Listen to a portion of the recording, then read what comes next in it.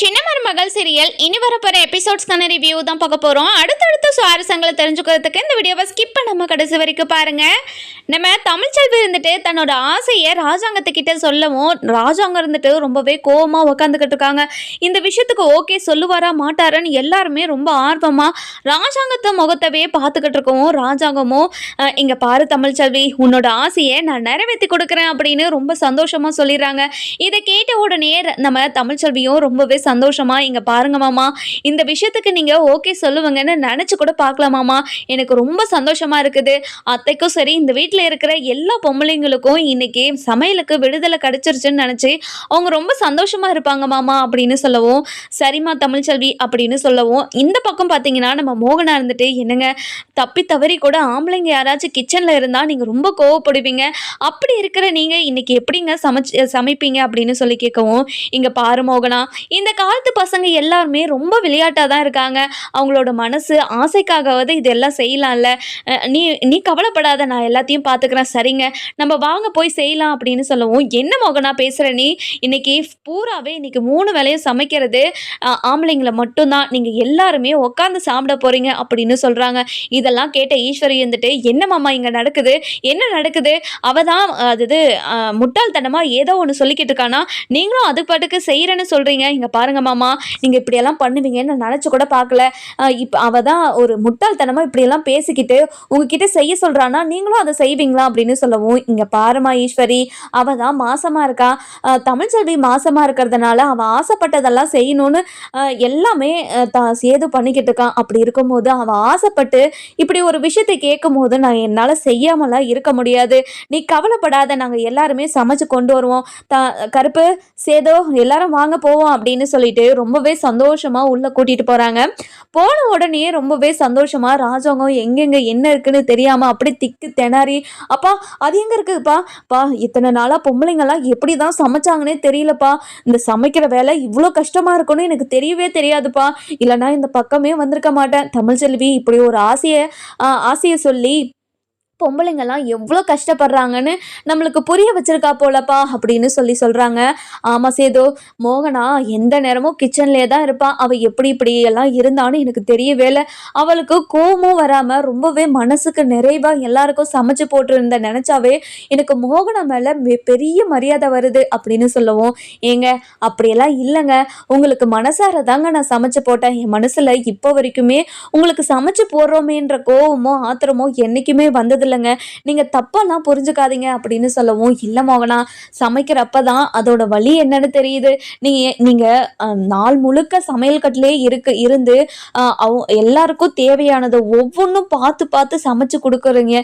உங்களுக்கு பெரிய பெரிய பெரிய மனசு தான் உங்களுக்கு அப்படின்னு நம்ம ராஜாங்க இருந்துட்டு பொம்பளைங்களை எல்லாரையும் புகழ ஆரம்பிச்சிடறாங்க. அதுக்கப்புறம் என்ன, எல்லாருமே அழிச்சாட்டியம் பண்ணிக்கிறத பார்த்துட்டு ரொம்பவே சந்தோஷமா தமிழ்ச்செல்வி பார்த்து பார்த்து ரசிச்சுக்கிட்டு இருக்கவும், என்ன தமிழ், என்ன எங்களை பார்த்தா உனக்கு சிரிப்பா இருக்கா, உங்களுக்கு தேவையானது எல்லாத்தையும் சமைச்சு போடுறேங்க, நீ எங்களை பார்த்து சிரிக்கிறீங்களா, நாங்கள் எப்பயாவது உங்களை பார்த்து சிரிச்சிருக்கோமா அப்படின்னு சொல்லவும், இங்கே பாருங்க என்னோட ஆசையை நிறைவேற்றலாம் தானே போயிருக்கீங்க, அதை பார்த்து ரசிச்சின்னா பார்த்துக்கிட்டு இருந்தா நீங்கள் ஏங்க அதை தப்பாக பேசுறீங்க அப்படின்னு சொல்லவும், சரி தமிழ், சரி நீ கோவப்படாத அப்படின்னு நம்ம தமிழ்ச்செல்வி கிட்ட சொல்லிடுறாங்க.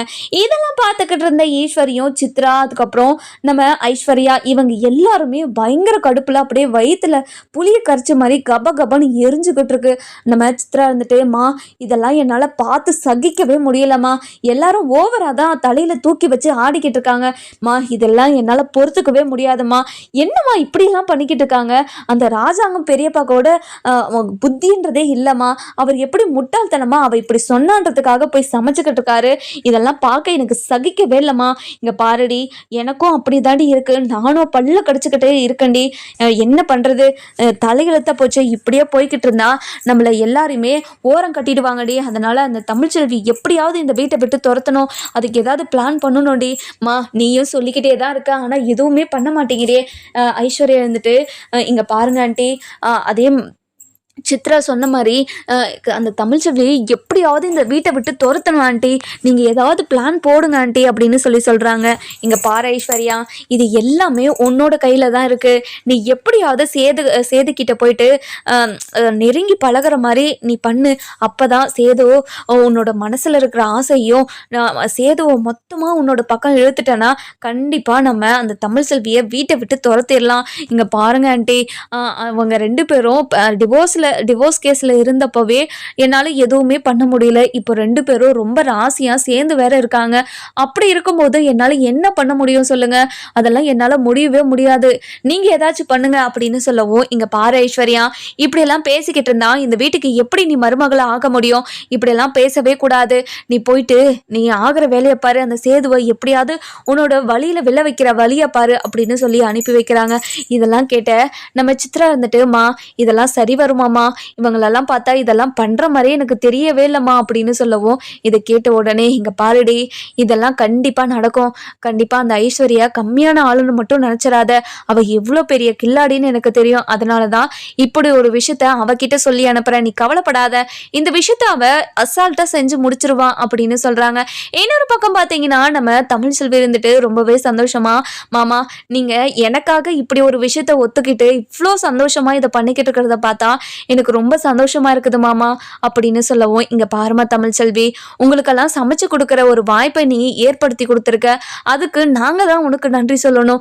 ரொம்ப நன்றிமா தமிழ்ச்செல்வி. இங்க பாருங்க மாமா, ரொம்ப ரொம்ப சந்தோஷமா இருக்கு மாமா. என்னோட சந்தோஷத்துக்கு அளவே இல்லை.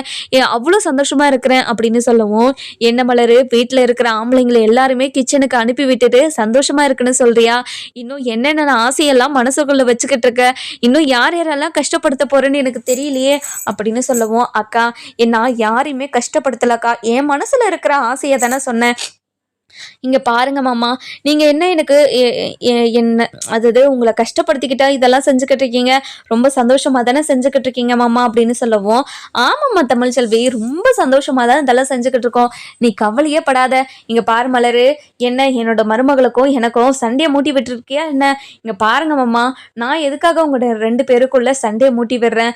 ஆனா தமிழ்ச்செல்வி பண்றது, இங்க பாரு தமிழ், நீ பண்றது எல்லாமே ரொம்ப வித்தியாசமா இருக்குது. மண் வாசம் பிடிக்கிற, சாம்பல் சாப்பிட்ற, நைட்டில் போயிட்டு பன் புரோட்டா அப்படி இப்படின்னு என்னென்னமோ பண்ணிக்கிட்டு இருக்க. நீ பண்ணுறதெல்லாம் பார்த்தா எனக்கு ஒரு மாதிரி சந்தோஷமாகவும் இருக்குது. என்னடா இப்படியெல்லாம் ஆசை வச்சுருக்காங்கன்ற மாதிரி இருக்குது தமிழ் அப்படின்னு நம்ம மலர் இருந்துட்டு சொல்லவும், இதை கேட்ட நம்ம ஈஸ்வரி இருந்துட்டு, இங்கே பாருடி, நீ ஒவ்வொரு ஆசையாக இப்படி ஒரு சில்லித்தனமான விஷயத்த என்னோட மாமா அமைச்சராக இருந்தும் இப்படி ஒரு விஷயத்த அவங்கள செய்ய வச்சிருக்கே, உனக்கு மனசாட்சின்றது ஒன்று இருக்குதா அப்படின்னு சொல்லி கேட்கவும், இங்க பாருங்கத்த, என்னோட மாமாவே ரொம்ப ஆசையா அதெல்லாம் செஞ்சுக்கிட்டு இருக்காங்க. அப்படி இருக்கும்போது உங்களுக்கு என்னத்த, நீங்க அமைதியே இருங்க அப்படின்னு சொல்லிடுறாங்க. இதை கேட்ட சித்ரா இருந்துட்டு, மா உனக்கு எதுக்காங்கம்மா இவ்வளோ அசிங்கம், வாமா போலாம் அப்படின்னு சொல்லி கூட்டிட்டு போயிடுறாங்க. அதுக்கப்புறம் என்ன, நடேசன் அதுக்கப்புறம் நம்ம சேது, ராஜாங்கன்னு சொல்லிட்டு எல்லாருமே ரொம்ப சந்தோஷமா சமைச்சுக்கிட்டு இருக்காங்க.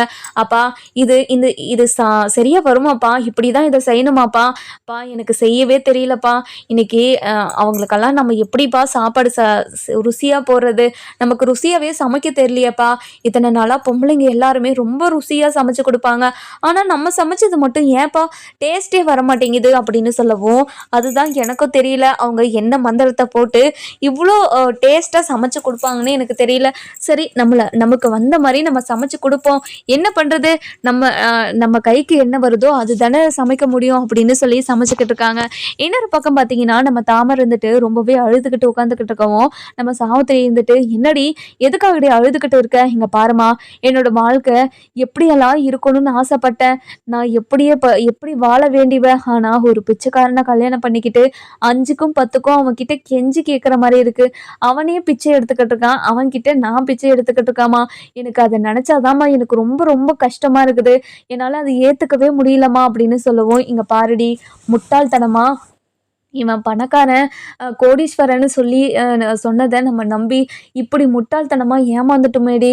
நம்ம என்னடி பண்ணுறது? இதுலேருந்து நம்ம வெளியே வரவும் முடியல. நம்ம வெளியே இவன்கிட்ட இருந்து தப்பிச்சு வேற எங்கேயாவது போகலான்னாலும் நம்மளுக்கு யாரையும் தெரியாது வேற. என்னடி பண்ணுறது? 3 வேளை சோத்துக்காக இங்கே உட்காந்துக்கிட்டு இருக்கோம். அவனே 3 வேளை சோத்துக்காக பிச்சை எடுத்துக்கிட்டு இருக்கான். இப்போ நம்ம அவன்கிட்ட பிச்சை எடுத்துக்கிட்டு இருக்கோம். இதெல்லாம் நினச்சா எனக்கு ரொம்ப அசிங்கமாக இருக்குதுடி. இதுக்கு எல்லாத்துக்குமே காரணம் அந்த ஈஸ்வரி தானே. அவளை நான் சும்மாவே விடுறதில்ல. நம்ம எவ்வளோ கஷ்டப்பட்டோமோ அதை விட அதிகமாக அவங்க கஷ்டப்படணும். அதை நான் என்னோட 2 கண்ணால் பார்த்து ரசிச்சுக்கிட்டே இருக்கணும்டி. நான் என்ன பண்ணுறதுன்னு தெரியல. அதுதான் என்ன பண்ணலான்னு யோசிச்சுக்கிட்டே இருக்கேன் அப்படின்னு சொல்கிறாங்க. மா, இந்த விஷயத்தில் அவங்க தான் பண்ணாங்கன்னு உனக்கு தெரியுது இல்லைம்மா. இதை மாமா கிட்ட சொல்லு. இது எதுக்கும் நாங்கள் காரணம் இல்லை. எங்களை ஏமாத்தினதே இவங்க தான். அது ஏமாத்தின வச்சவங்களே வீட்டில் இருக்காங்க. நம்மளும் வீட்டில் இருக்கலாமா? அப்படி நாங்கள் இல்லைன்னா அவங்களும் இந்த வீட்டில் இருக்கக்கூடாதுன்னு போய் மாமா கிட்ட பேசுமா அப்படின்னு சொல்லவும், இங்கே பாருடி, அதுக்கு ஆதாரம்னு ஒன்று தேவைப்படுது இல்லடி. என்னோட அண்ணன் எதுவுமே ஆதாரம் இல்லாமல் நம்ப மாட்டாருன்னு உனக்கு தெரியாதா?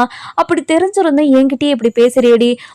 நான் வேணா அந்த காமேஷ் பிச்சை கிட்ட ஏதாவது ஆதாரம் இருக்குதான்னு கேட்டு பார்க்கவாமா அப்படின்னு சொல்லவும், அந்த நேரம் பார்த்து காமேஷ் பிச்சையும் வந்துடுறாரு. இங்கே பாருடி, கேட்டு பாருடி. அப்படி இருந்தாலும் ரொம்ப சந்தோஷம்தான். நம்ம போயிட்டு இதை நிரூபிச்சு நம்ம அந்த வீட்டில் இருக்கணும், இல்லைன்னா அவங்கள அந்த வீட்டை விட்டு துரத்தணும். நம்ம கஷ்டப்படுற மாதிரி 3 வேளை சோத்துக்கும் அவங்க கஷ்டப்படணும்டி அப்படின்னு சொல்கிறாங்க. சரிம்மா, நான் போய் கேட்குறேன் அப்படின்னு சொல்லவும், அதுக்கப்புறம் என்ன லோட்டஸ், இன்னைக்கு என்னோட வருமானம் என்னன்னு தெரியுமா? நேற்றை விட இன்னைக்கு 1000 ரூபாய் எக்ஸ்ட்ரா வந்திருக்கு. 6300 சில்லற தெரியுமா அப்படின்னு சொல்லவும், இங்கே பாரு லோட்டஸ், உனக்காக இன்னைக்கும் நான் காசு மழைய பொழிய போகிறேன், உனக்கு அபிஷேகம் பண்ண போகிறேன் அப்படின்னு அபிஷேகம் பண்ணிக்கிட்டு இருக்கவும், இங்கே பாரு, நான் உன்கிட்ட ஒரு கேள்வி கேட்பேன். அந்த கேள்விக்கு நீ கரெக்டாக பதில் சொல்லணும். அதாவது நீ நடிச்சதுக்கு எல்லாத்துக்கும் காரணம் என்னோட அத்தை தான் நீ சொன்ன. அதுக்கு ஏதாவது ஆதாரம் இருக்கா அப்படின்னு சொல்லி கேட்கவும், இங்கே பாரு, என்ன ஏதாவது போலீஸ் ஸ்டேஷனில் பிடிச்சி கொடுக்கலான்னு நினச்சிக்கிட்டு இருக்கியா அப்படின்னு சொல்லி கேட்கவும், சத்தியமாக இல்லை. இது எல்லா தப்பையும் பண்ணிட்டு என்னோட அத்தை மட்டும் அந்த வீட்டில் சந்தோஷமாக ஒரு பெரிய வாழ்க்கையை வாழ்ந்துக்கிட்டு இருக்கு. அதனால தான் அந்த பெரிய வாழ்க்கையை அவளை வாழவே விடக்கூடாது. என்னோட வாழ்க்கையே இந்த நிலைமைக்கு ஆளாக்கின அந்த வீட்டில் இருக்கவே கூடாது. அதனால தான் என்னோட மாமா கிட்ட போயிட்டு இது எல்லாத்துக்கும் காரணம் இவங்க தான், இவங்களே இந்த வீட்டில் இருக்காங்க. அப்படி இருக்கும்போது நானும் இந்த வீட்டில் இருக்கேன்னு கெஞ்சி கூத்தாடி நம்ம அங்கேயே இருக்கலாம். அப்படி இல்லையா அவங்கள அந்த வீட்டை விட்டு துரத்தணும். அதுக்காக தான் நான் உங்ககிட்ட கேட்குறேன்.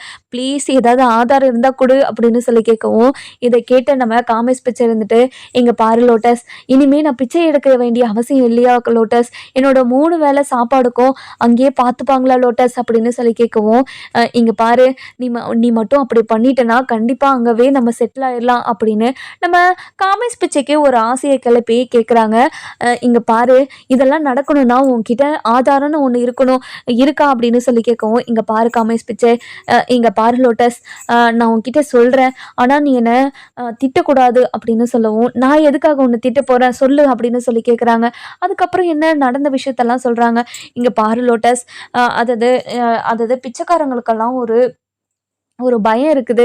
என்னன்னா, யாரு நம்ம கிட்ட வந்து பேசினாலையும் ரொம்பவே பயத்தோடு பேச வேண்டியது தான் இருக்குது. அவங்க ஏதாவது ஒரு தப்பு பண்ணிட்டு அந்த தப்பை எங்கள் மேலே எல்லாம் தூக்கி போட்டுட்டு எங்களை தண்டனை அனுபவிக்க விடுவாங்க. அதனால தான் நாங்கள் யார் கூட பேசினாலும் செஞ்சாலையும் அவங்கள ஒரு வீடியோவும் ரெக்கார்டும் பண்ணி வச்சுப்போம். அது மட்டும் இல்லாமல் இவங்க என்கிட்ட ஒரு மிகப்பெரிய விஷயத்த சொன்னாங்களா, இவங்க சொன்னதெல்லாம் அது பொய்யா நிஜமானு தெரியாமல் நான் ரொம்பவே குழப்பத்தில் இருந்தேன். அதனால தான் அவங்க பேசுறது எல்லாமே ரெக்கார்ட் பண்ண அவங்க கிட்ட என்கிட்ட வந்து பேசுறதையும் வீடியோ ரெக்கார்ட் பண்ணியிருக்கேன். அதெல்லாம் காட்டினாவே கண்டிப்பா உங்க மாமா நம்ப மாட்டாரா அப்படின்னு சொல்லி கேட்குறாங்க. என்ன சொல்ற நீ சொல்றதெல்லாம் உண்மையா? நீ சொல்றதெல்லாம் உண்மையா இருந்தா கண்டிப்பா மாமா நம்மளை வீட்டை விட்டு அனுப்பவே மாட்டாரு, அவங்களையும் வீட்டை விட்டு அனுப்பிடுவாங்க அப்படின்னு ரொம்பவே சந்தோஷமா சொல்லவும், இந்த விஷயம் மட்டும் நம்ம கரெக்டா பிளான் போட்டு செஞ்சுட்டா நம்ம ஒன்று அந்த வீட்டுக்கு போயிடுவோம், இல்லைன்னா அவங்களையும் அந்த வீட்டை விட்டு துரத்திடுவோமா? நம்ம கஷ்டப்படுற மாதிரி அவங்களும் கஷ்டப்படுவாங்க. இல்லைன்னா இல்லைன்னா நம்மளுக்கு எப்படியோ 3 வேளை சாப்பாடு போடுறதுக்கு இதோ காமேஷ் பிச்சை இருக்காரு, அவங்களுக்கு யார் இருக்காங்க, அவங்களே கஷ்டப்பட்டு தான் சாப்பிடணும் அப்படின்னு சொல்லவும், இதை கேட்ட நம்ம சாவித்திரிக்கும் சூப்பர் ஐடியாடி, பாடி நம்ம இப்போவே போகலாம் அப்படின்னு சொல்லி கூட்டிட்டு போறாங்க. இன்னொரு பக்கம் பார்த்தீங்கன்னா நம்ம ராஜாங்கம் எல்லாத்தையும் சமைச்சு முடிச்சு டேபிள் மேடை எடுத்துட்டு வந்து வைக்கிறாங்க. அதுக்கப்புறம் மோகனா இருந்துட்டு ஏங்க நான் எடுத்துட்டு வந்து வைக்கிறதாவது நான் பார்க்குறேங்க, இருங்க இங்கே பாரு மோகனா, சமையல் வேலை எல்லாத்தையுமே நான் பார்த்துக்கிறேன்னு சொல்லிட்டேன்ல, எதுக்காக நீ இப்படி டிஸ்டர்ப் பண்ணிக்கிட்டு இருக்க, நீ எதுவுமே டிஸ்டர்ப் எல்லாம் பண்ணக்கூடாது, நீ கொஞ்ச நேரம் அமைதியாக இரு, நான் எல்லா வேலையும் பார்த்துக்கிறேன் அப்படின்னு சொல்லிடுறாங்க. இது கேட்ட உடனே மோகனா இருந்துட்டு இங்கே பாருங்க, நீங்கள் இப்படி வேலையெல்லாம் செய்கிறத பார்த்தா எனக்கு ரொம்ப கஷ்டமாக இருக்குதுங்க, அதனால தான் நானே பார்த்துக்கிறேனே வாங்க அப்படின்னு சொல்லவும், இங்கே பாரு மோகனா, நான் சொல்லிக்கிட்டே இருக்கேன், நீ பாட்டுக்கு நான் எனக்கு வேலை செய்கிறேன்னு சொல்லிக்கிட்டே இருக்கேன், வேண்டாம் வேண்டாம் நான் எல்லாத்தையும் பண்ணிக்கிறேன்னு சொல்லிட்டேன்ல, நீ கொஞ்ச நேரம் அமைதியாக இரு, நீ போய் ரெஸ்ட் எடு அப்படின்னு சொல்லிடுறாங்க. அதுக்கப்புறம் என்ன செஞ்ச சாப்பாடு எல்லாத்தையும் எடுத்துகிட்டு வந்து தடபுடலாக வைக்கிறாங்க. அதுக்கப்புறம் வீட்டில் இருக்கிற எல்லா லேடிஸும் வந்து உட்காருங்க, உங்களுக்கு நாங்கள் பரிமாறி விடுறோம் அப்படின்னு சொல்கிறாங்க. இதெல்லாம் கேட்டு நம்ம அப்பதான் இருந்துட்டு யா ராஜாங்கம், நீ இப்படி சமைக்கிறதெல்லாம் பார்த்தா சந்தோஷமாக தானே இருக்குது, ஆனால் இப்படி ஒரு ஆசையை சொல்லி உங்கள் எல்லாரையும் கஷ்டப்படுத்திட்டாலேயேவ, இங்கே பாருடி, இனிமேலையும் யாரையும் கஷ்டப்படுத்துகிற மாதிரி உன்னோட ஆசையை சொல்லாத சரியா அப்படின்னு சொல்லவும், இங்கே பாருங்க மாமா, இங்கே பாருங்க அம்மாச்சி பாருங்க, என்னோட ஆசையை சொல்லக்கூடாதுன்னு சொல்கிறாங்க. நம்ம சேது இருந்துட்டு என்ன பத்தா, இங்க பாருங்க பத்தா, என்னோட பொண்டாட்டி ரொம்ப பாவம் இல்லை, அவள் மாசமாக இருக்கிற டைமில் அவள் ஆசைப்பட்டதெல்லாம் செய்யணும்னு சொல்லுவாங்க, அதனால தானே அவள் ஆசைப்பட்டது எல்லாத்தையுமே அவளுக்கு ஒவ்வொன்றா செஞ்சுக்கிட்டு இருக்கேன், இப்படி பாதியிலே அவளோட ஆசையை நிப்பாட்டிட்டான், அவள் ரொம்ப கஷ்டப்பட மாட்டாளா, அவள் ஆசைப்பட்டதெல்லாம் சொல்லட்டும், நாங்கள் செஞ்சு கொடுக்குறோம் என்னப்பா அப்படின்னு சொல்லவும், ஆமாய்யா சேதோ, இங்கே பாரு தமிழ்செல்வி, யார் என்ன பேசுகிறாங்கன்னெல்லாம் கவலைப்படாத, உன்னோட மனசில் இருக்கிற ஆசையை மட்டும் சொல்லு, சேது கண்டிப்பாக நிறைவேற்றி வைப்பான் அப்படின்னு சொல்கிறாங்க. சரி தமிழ், நீ உட்காரு, நாங்கள் சமைச்சதெல்லாம் எப்படி இருக்குன்னு சாப்பிட்டு பார்த்துட்டு சொல்லணும் சரியா அப்படின்னு சொல்லிட்டு உட்கார வைக்கிறாங்க. அதுக்கப்புறம் என்ன, அவங்க செஞ்ச எல்லா டிஷ்ஷுமே ஒவ்வொன்றா எடுத்து தட்டில் வைக்கவும், ஒரு டிஷ்ஷு நல்லா இருக்குது, இன்னொரு டிஷ்ஷு உப்பாக இருக்குது, இன்னொரு டிஷ் காரமாக இருக்குது, ஒப்பா அங்கே இருக்கிற எல்லாருமே சாப்பிட்டு கண்ணில் தண்ணி வருது.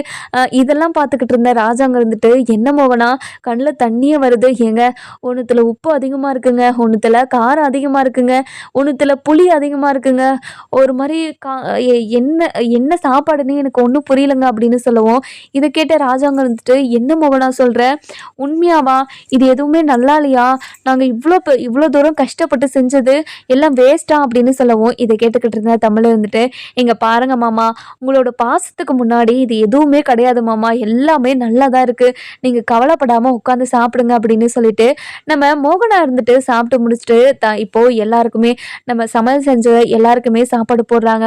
அதுக்கப்புறம் ராஜாங்கம் ஒரு வாய் எடுத்து வைக்கவும் அப்படியே கீழே துப்பிடுறாரு.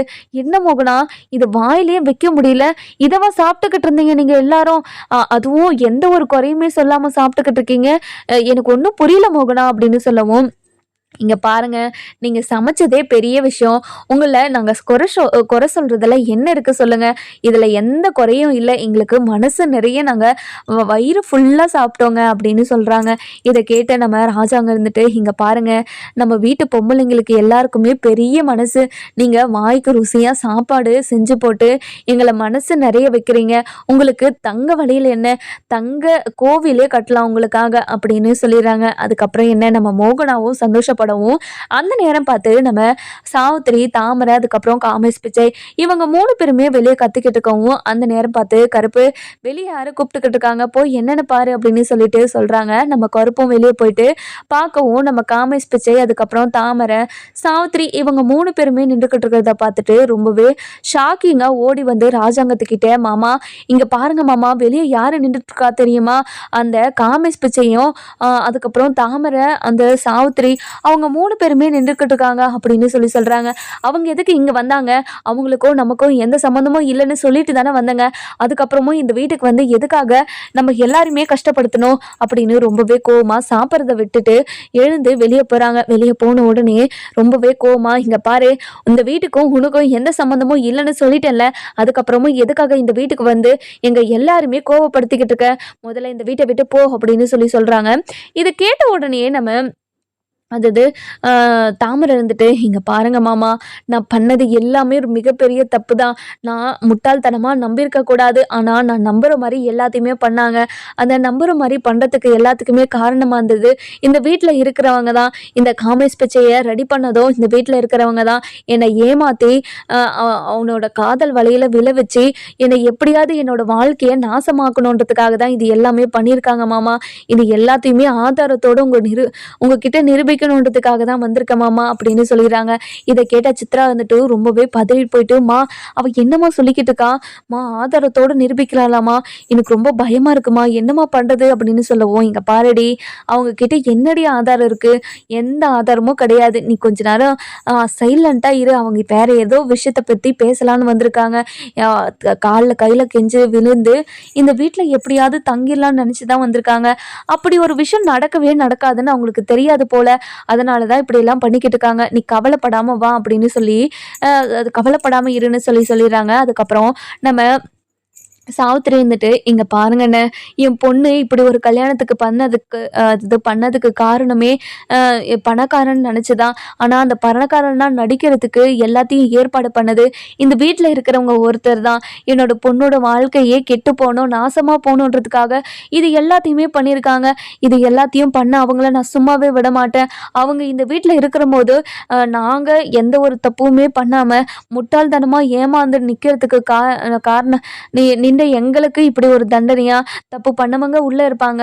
எந்த ஒரு தப்புமே பண்ணாம ஏமாந்து போய் நிக்கிறவங்க நாங்க வெளியே இருக்கணுமா? அதனால தான் மாமா எல்லாத்தையுமே உங்ககிட்ட ஆதாரப்பூர்வமா நிரூபிச்சுட்டு அவங்க இந்த வீட்ல இருந்தா நாங்களும் இந்த வீட்ல இருப்போம். அவங்க இந்த வீட்ல இல்லைன்னா நாங்களும் இந்த வீட்டை விட்டு போயிடுறோம் அப்படின்னு சொல்றாங்க. நம்ம சேது வந்துட்டு, "இங்க பாருங்க, நீங்க சொல்றது எதுவுமே புரியல. நீங்க நீங்க முட்டாள்தனமா ஏமாந்ததுக்கு காரணம் யாரு? இந்த இந்த பிச்சைக்காரனை உனக்கு கல்யாணம் பண்ணி வைக்கணும்னு நினச்சது யாரு?" அப்படின்னு சொல்லி கேட்கவும், "இங்கே பாருங்க மாமா, நீங்கள் தான் என்னோட ஃபீலிங்ஸை கரெக்டாக புரிஞ்சுக்கிறீங்க. இது எல்லாத்துக்குமே காரணம் அத்தை தான் இது எல்லாத்தையுமே பண்ணது.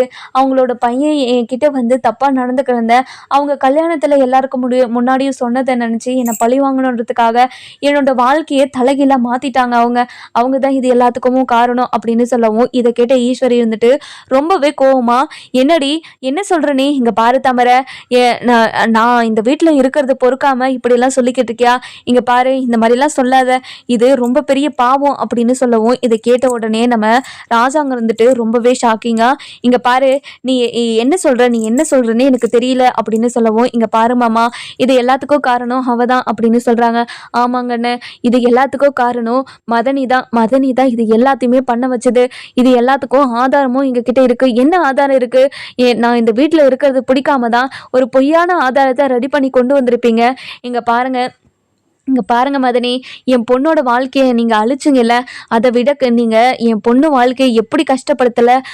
நீங்க நீங்க இப்படி ஒன்று பண்ணி வச்சிங்களோ, அதை விட நீங்க டபுள் மடங்கா கஷ்டப்படணும். அதை நான் என்னோட கண்ணால் பார்த்து தான் தீரணும்" அப்படின்னு சொல்லிடுறாங்க. அதுக்கப்புறம் என்ன, "இங்க பாருங்க மாமா, அதாவது இந்த ஈஸ்வரியும் சித்ராவும் இந்த காமேஷ் பிச்சைக்கிட்டக்கு போய் பேசிக்கிட்டு இருக்கிறத பாருங்க. பேசி டீல் பேசுறதையும் பாருங்க. அவங்க என்ன டீல் பேசுறாங்கன்னு பாருங்க அண்ணன்" அப்படின்னு சொல்லி கொடுக்குறாங்க. கொடுத்த உடனே நம்ம ராஜாங்கமும் அதை பார்க்குறாரு. பார்த்த உடனே பயங்கர ஷாக்கு. ஈஸ்வரி இப்படி ஒரு டீலை பேசினதை தெரிஞ்சுக்கிட்டு ரொம்பவே ஷாக் ஆயிடுறாங்க. அதுக்கப்புறம் காமேஷ் பிச்சை இருந்துட்டு, "இங்க பாருங்க ஐயா, உங்க குடும்பத்தை பொண்ணை நான் ஏமாத்தணும்னுலாம் நினைக்கல. இவங்க வந்து என்கிட்ட ஒரு நாள் நான் பிச்சை எடுத்துக்கிட்டு இருக்கும் போது வந்து கேட்டாங்க, "உன்னோட ஆம்பிஷனே நீ ஒரு பெரிய பெரிய வீட்டு பொண்ணை கல்யாணம் பண்ணிக்கணும் தானே உன்னோட கனவு. அந்த கனவை நான் நிறைவேற்றலான்னு இருக்கேன். உனக்கு கல்யாணம் பண்ணி வைக்கலான்னு இருக்கேன்" அப்படின்னு சொன்னாங்க.